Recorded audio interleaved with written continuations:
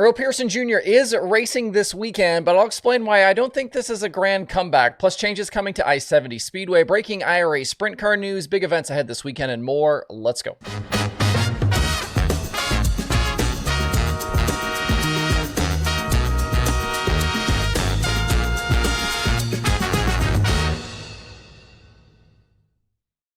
It's Thursday, October 3rd. I'm Justin Fiedler. This is DIRTRACKR Daily presented by Kubota Genuine Parts. So obviously, since we hadn't heard a word from Earl Pearson Jr. in months, I talk about him this week and suddenly he's back in the news. Although for everyone trying to dunk on me on social media, I don't know that this announcement really changes much from what we talked about the other day. If you haven't seen, Black Diamond Race Cars announced yesterday that they will field a car for EPJ this weekend during the Fall Nationals at the Lucas Oil Speedway with the MLRA. Pearson's 46 car will carry sponsorship from longtime partner Lucas Oil, and there's even a Dunn Benson sighting on the wrap.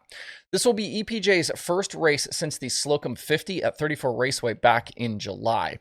Earlier this week, on Tuesday, I did a deep dive on Pearson's recent activities away from the racetrack, which includes his family taking control of a lodge and campground in Georgia. And looking at his comments to Flow Racing about this new deal and recent comments from his wife, I still think we're looking at the end of Pearson's career as a full-time late model racer. The Black Diamond announcement is only for racing this weekend, and EPJ told Flow Racing's Kyle McFadden that he could, quote, possibly run more events, but that he was, quote, not sure yet. And just over a week ago, in a piece shared to Facebook by rider Alan Jenajon, Pearson's wife Missy talked about how she's loving having Earl at home, that they're navigating the next chapter of their life, but that it has been, quote, very hard watching Earl let go of racing. While more one-off races are certainly possible, that doesn't sound like a family prepared to continue racing full-time on a tour. I think if you're an EPJ fan, take the time to enjoy seeing him run this weekend because these opportunities are likely going to get fewer and further between. The Fall Nationals for the MLRA at Wheatland start tonight with 5,000 win programs Thursday and Friday, while Saturday is 10,000 win. The MLRA will then head to I-70 next Thursday, and then they close out October 11th and 12th at Tri-City Speedway. Chad Simpson currently leads Tony Jackson Jr. for the MLRA Championship. Speaking of I-70, they've got a busy next week before their season closes out for 2024, and then changes are likely coming to that facility. They've got USRA and POWRi action on Saturday night. Then the Kubota High Limit Sprint Cars are there Tuesday for 20,000 win. That's next Tuesday. And then that Thursday night MLRA show that I just talked about. After Thursday, though, a reconfigure of the track surface will begin that will likely see the track reduced from just under a half mile, which it is now, to likely a third-mile dirt track. I-70 was originally a paved 5/8 mile track, but was brought back to life several years ago as a dirt track with the size reduced a bit. And the owners piled a ton of money into bringing it back and making it a modern facility. It's a special events track that only had, I believe, 10 events on its 2024 slate, so no regular weekly racing there, unlike a lot of other facilities. It's an incredible place, though. They've got nice chair-back grandstands, all the modern amenities. They put in a drag strip. Casey Schumann, who was a sprint car and midget racer and still dabbles here and there, is the track's promoter. Casey also previously the World of Outlaws Late Model Series director, and then he and his wife Brooke also ran the POWRi War Series. It seems like bigger tracks these days becoming a tougher sell, especially for some of the regional and local racers, and I think it's not a bad idea for I-70 to go this direction. Hopefully the effort will lead to bigger car counts in the future for their special events. I-70 located not far from Kansas City. If you want to check it out coming up, head over to i70motorsportspark.com for information.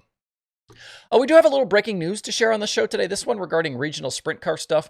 Earlier this week, it was announced that Tyler Rankin and Greg Wheeler Motorsports were parting ways. Rankin was an IRA full-timer in 2024. He picked up the Rookie of the Year award with a top 5 and 10 top 10s in 25 races. They ended up 6th in the IRA standings behind Scotty Thiel's championship. Rankin is on the hunt for a new deal, but could also race his own car in 2025.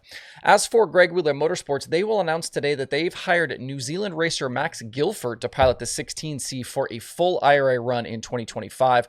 They will also likely make some starts with other series, including the Outlaws and High Limit. Guilford ran a partial IRA slate this season in the Benix 79M and was an IRA winner at Beaver Dam in June.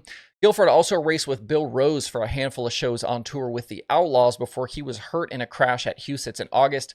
He's on the mend, though, and is headed back down under to prepare to race there for the summer. His best finish with Rose and the Outlaws was a 13th at River Cities.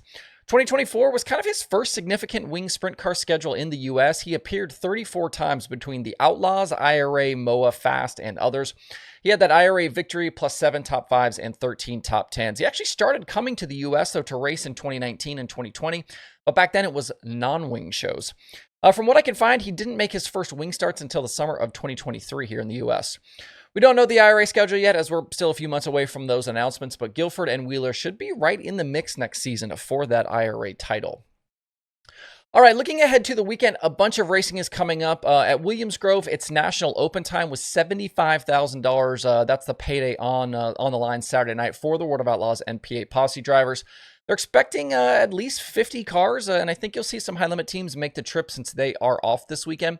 Brett Marks, your defending National Open winner, with Lance DeWeese taking it in 2022. Carson Macedo, actually the last Outlaw driver to win it in 2021. At the 2 Grove Outlaw shows earlier this summer, TJ Stutz went to victory lane, as did David Gravel. Over the last 38 features at the Grove, Gravel leads all drivers in average finish, with Donnie Schatz second in that stat category. Both drivers could use good runs this weekend, as Schatz hasn't won since the Jackson Nationals. Gravel's trying to hold off right now a charging Carson Macedo for that Outlaw Championship. Macedo and Buddy Kofoid have been red hot lately, with those 2 drivers winning 10 of the last 13 Outlaw races. Both Williams Grove nights will be live over on Dirt Vision.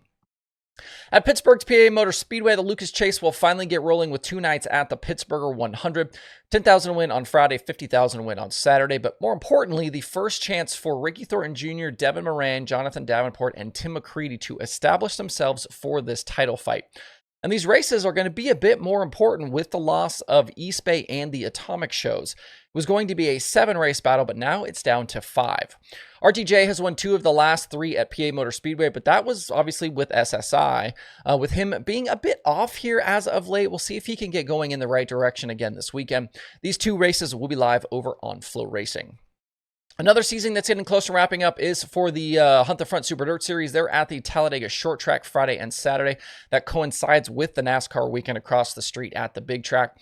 After Saturday, just one more weekend remains. They'll run I-75 October 31st through November 2nd.